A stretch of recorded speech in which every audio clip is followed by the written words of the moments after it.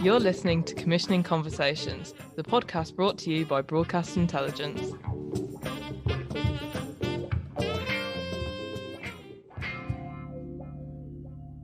Hi, and welcome to Commissioning Conversations. I'm Alice Redman.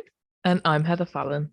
And we are both researchers and journalists for the Commissioner Index. This week, I spoke to Star's VP of International Programming, Jeff Cooke. And we're going to be discussing our favourite greenlights of the week. So, hi Heather, how are you? How's your week been? Yeah, I'm not too bad. I feel like we're both in a bit of a state of disrepair. People can't see us, but I'm sat in a beanie hat and a blanket because I can't figure out how to turn the heating on in my new place. And you've got a cold. Yeah, so if I sound particularly like nasally or throaty during this, I am pre-apologising. Luckily, my interview with Jeff was recorded last week when I sounded a little bit better, but I think right now there might be a little bit of cold in my voice, shall we say. So let's delve into our green lights of the week, shall we? So what was yours this week, Alice? Mine is not maybe even just a green light of the week. It's potentially the green light of the year, or maybe even the green light of the past 5 years, let's be real. So it is the HBO Max Harry Potter reunion, which obviously I'm a big Harry Potter fan. I love it, grew up with it. It was my favourite thing from childhood. And it's just very exciting that they're having a reunion special. It's going to have the 3 main cast members, Christopher Columbus, who directed the first movie. Not going to have J.K. Rowling, which is interesting. If you know, you know. We're not going to get into that on this podcast, but for if obvious you know, reasons.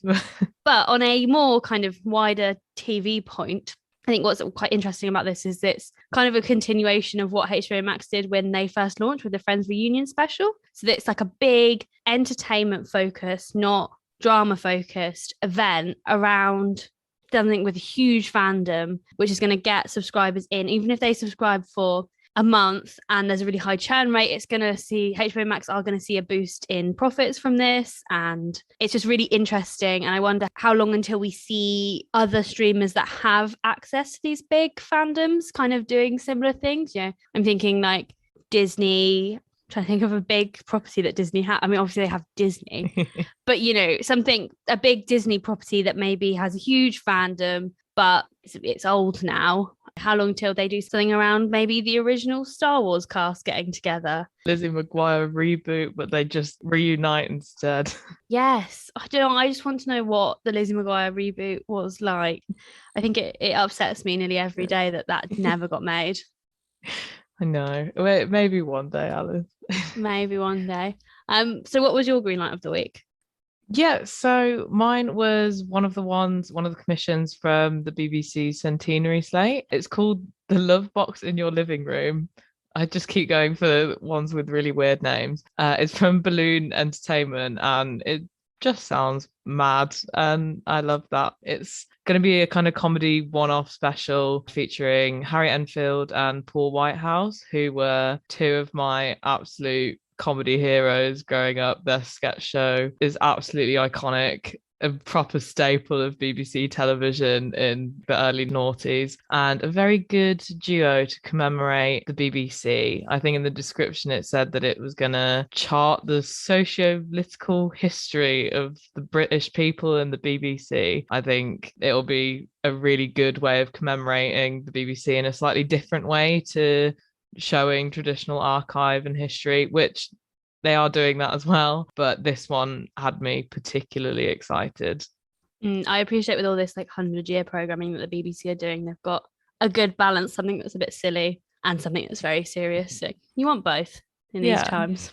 They're doing a horrible histories special as well, which will be really fun. That should be really fun. Yeah, because BBC is 100 next year, so that's old. I know. The BBC is old. We're getting old. So both sat here in blankets. I know.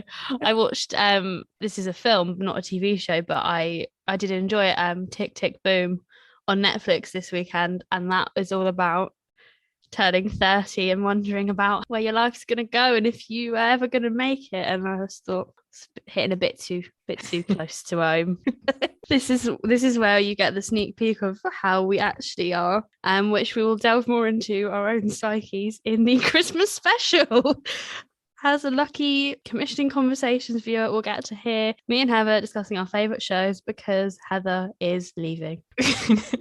Yes, so the next podcast will be a Christmas special. We'll be with the Baileys discussing all the commissioning and television events of the past year, having a summary, and that will be our last episode. Yeah, going out on a high. Heather is moving to the broadcast team in January. So obviously we still will work together, and we're going to work on a podcast together that will marry the broadcast and broadcast intelligence / commissioner index brand a little bit more holistically, a little bit more TV news than you'd find here, and a little bit more commissioning analysis than you'd find in the broadcast news wrap podcast. So, everyone gets the best of both worlds, but we thought we'd go out with a bit of a fun one, as this has been, the past year and a half of my life and yours. Recorded a lot of episodes. I hope people have found them helpful. Do have a bit of a loyal fan base, so hopefully that's a good sign.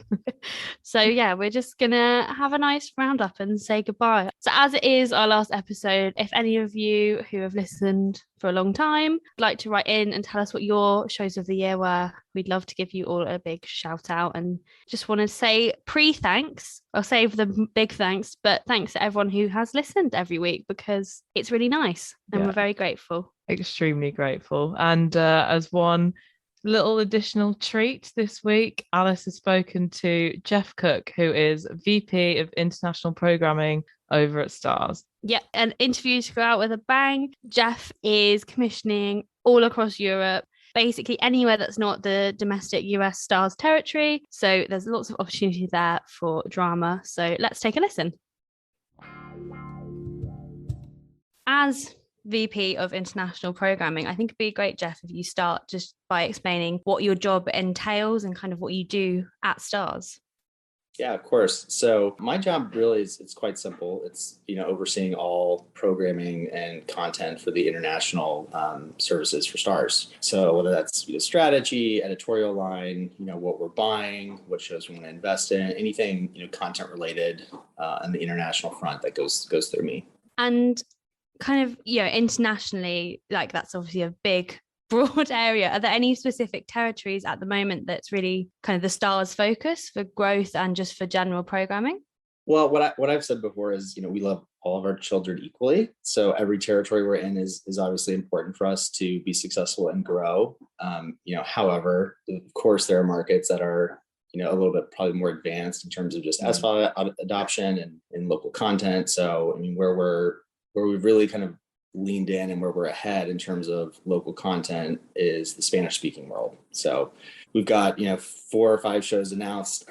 There's more coming. And so we really like that model. And so, those will start to come onto the service early next year. And then of course we're looking to replicate that in other markets as well. But really every territory is important, but some we're going to have a different profile in terms of local content versus others until we kind of fully get up to speed. In terms of those profiles, do you have a set mix that you look for in terms of what's a commission and what's an acquisition, or are you just taking it territory by territory? This is a good question. I think you ultimately need both, right? I think it's important that as an American company, if you're going into some of these markets, it's important to show that you're willing to invest in the local creative community. We were just in Mexico this week for an event, and it was great to see how many people were saying that with these shows that we're doing. It wasn't so much about, oh, these are great shows. It was, we're really proud that this company is coming in and saying, we believe in you. It's important to tell these local stories. And I always kind of knew that, but it just kind of clicked again when you hear the same thing over and over and how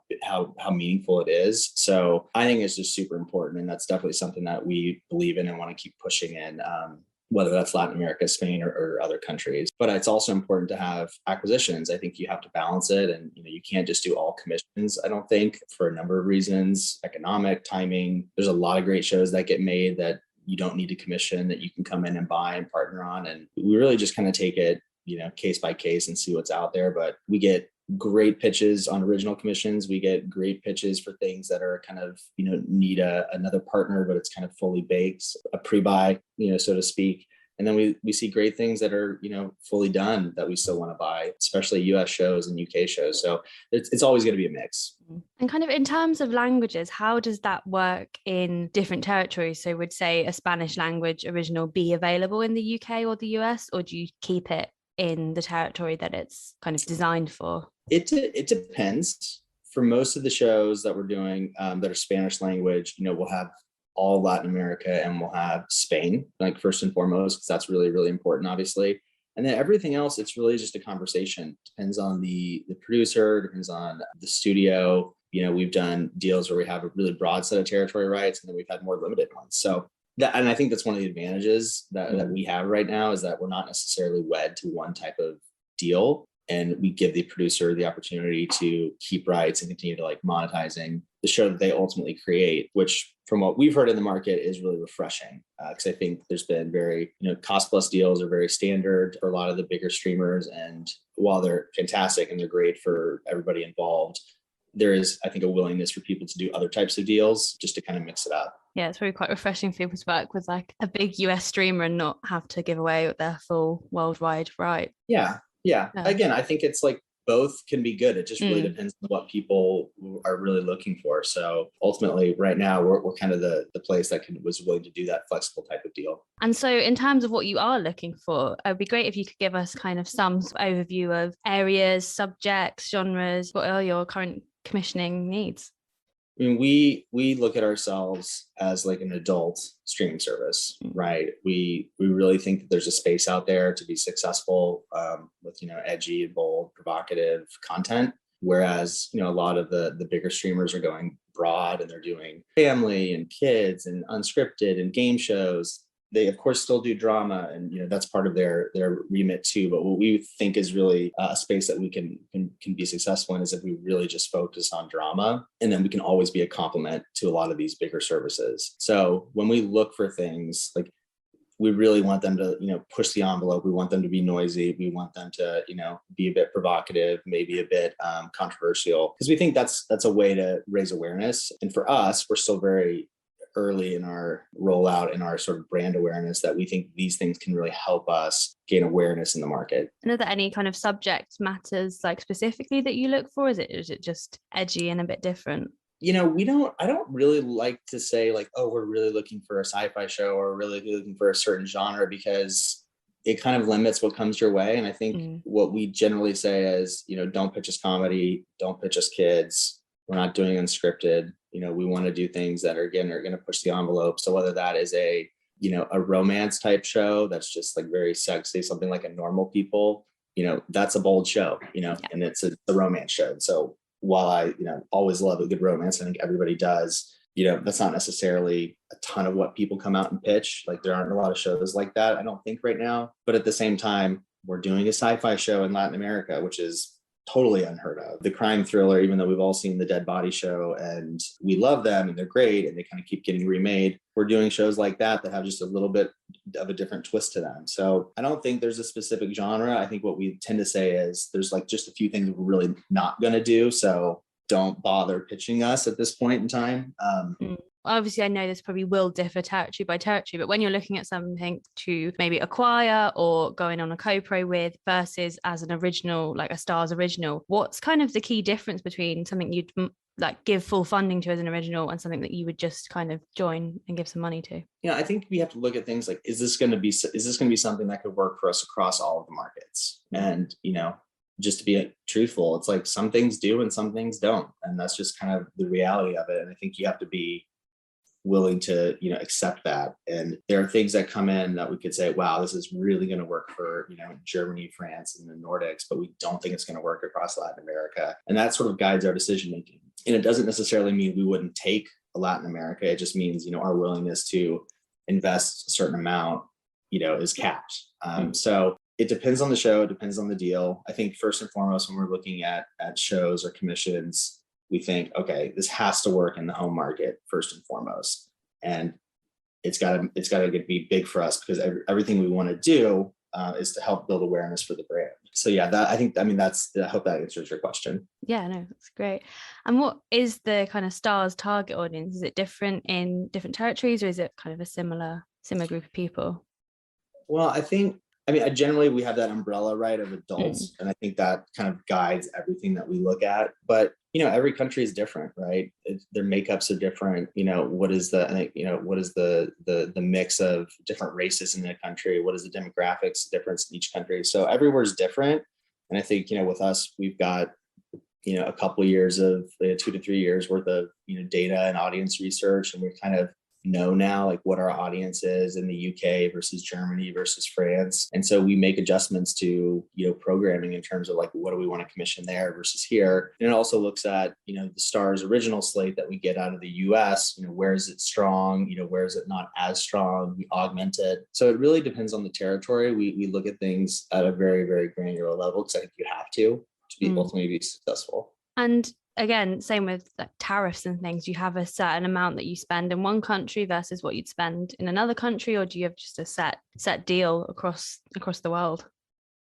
No, I mean, every deal is really different. And again, kind of going back to what I said earlier, I think that is in some ways refreshing for people, but it also, it's kind of an unknown. It's like, well, how do we want to put this project together? If we're willing to put in, X, can we find Y from somebody else or another partner? So it really totally depends on the project, and then what kind of rights we're looking at taking. And is there a typical kind of series order that you like to make?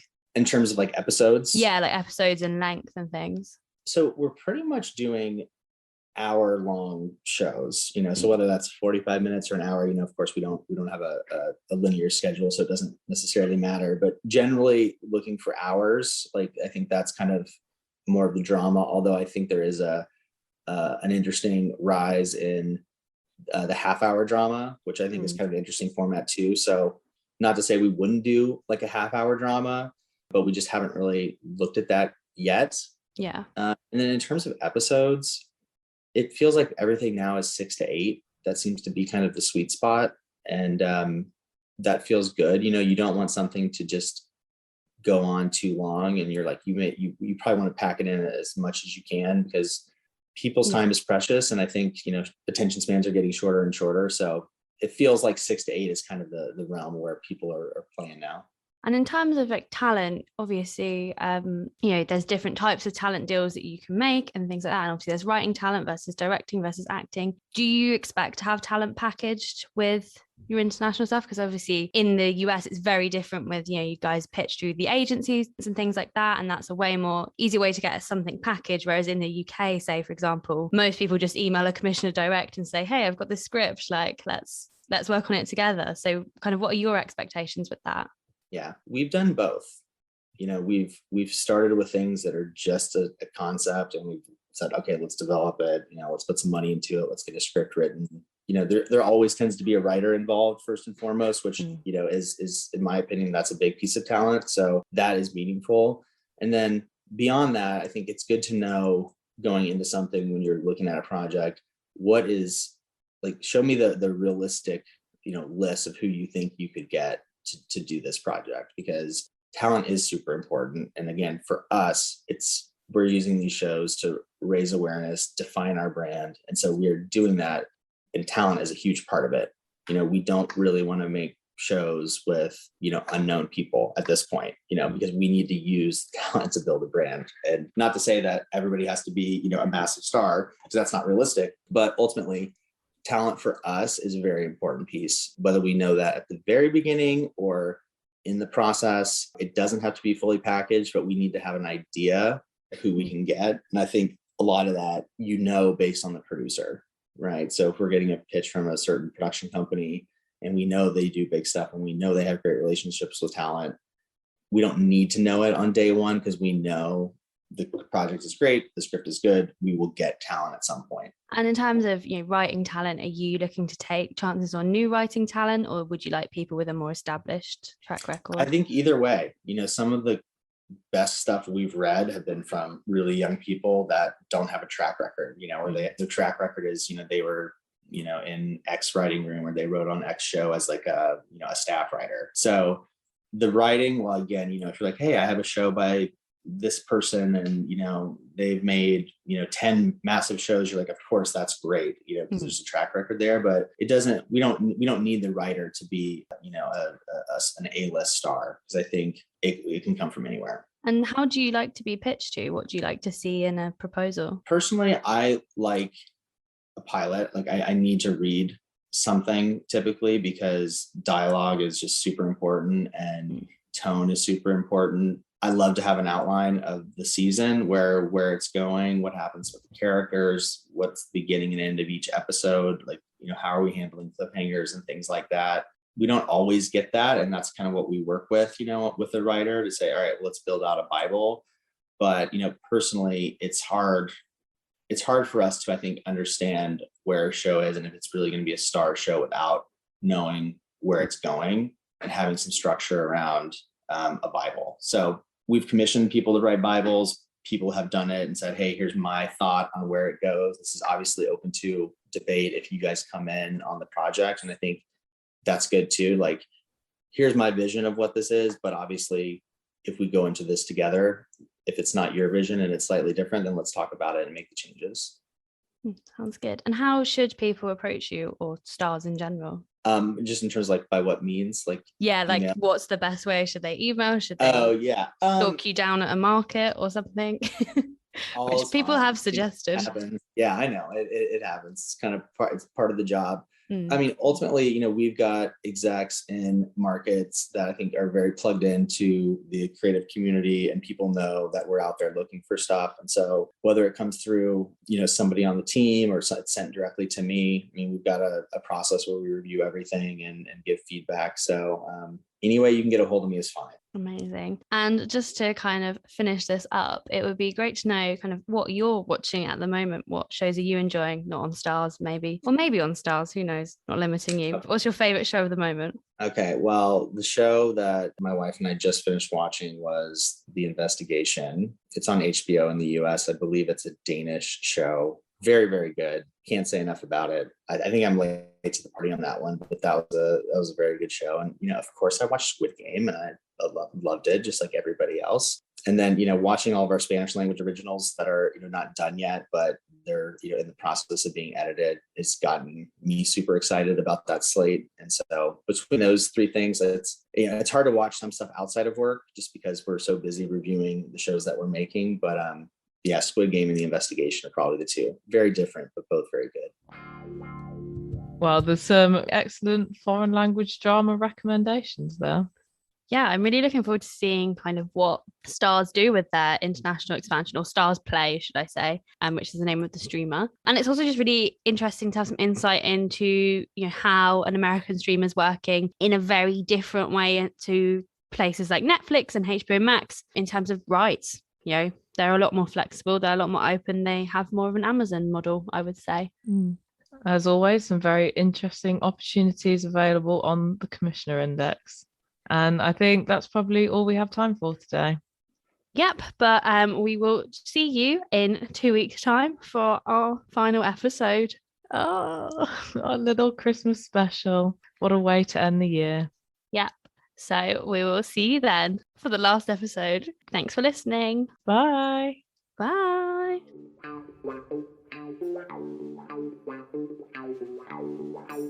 Thanks for listening to Commissioning Conversations. We'll be releasing new episodes every other week, and you can find us on Spotify, Apple Podcasts, YouTube, and at broadcastintel.com. I was such a lump in my throat.